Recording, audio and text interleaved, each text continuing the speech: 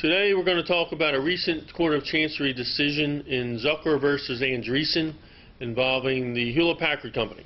And this was a decision from late June 2012 involving the Delaware Court of Chancery's decision on a claim that a termination fee given to the former CEO was corporate waste because the termination fee of $40 million, according to the claim, was excessive for several reasons. Number one, the CEO could have been terminated for cause, and if he were terminated for cause,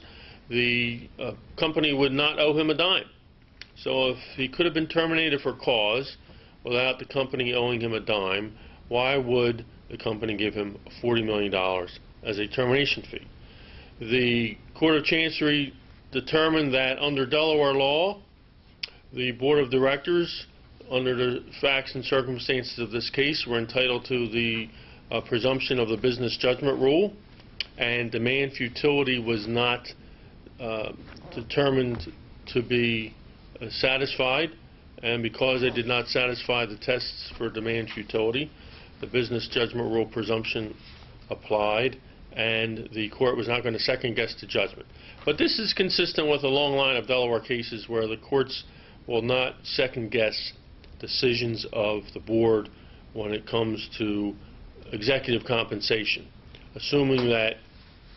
the board was independent and disinterested, which in this case appeared to be true. So the bottom line in this case is that if you're trying to make a claim that a board has awarded excess compensation to the CEO, it is going to be a very, very challenging task in Delaware. There is at least one other important ruling that you can get out of this case, and that is the claim that because the board did not have a succession plan, a CEO succession plan, that was a breach of fiduciary duty, especially Hewlett-Packard, which over the past several years has had a number of CEOs,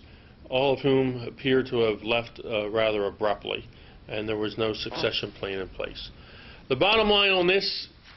case is that the Delaware Court of Chancery said that the plaintiffs did not cite, and the court was not aware of any Delaware authority to support the view that the lack of a CEO succession plan was per se a breach of the fiduciary duty of the board. So that's one of the lessons that can be learned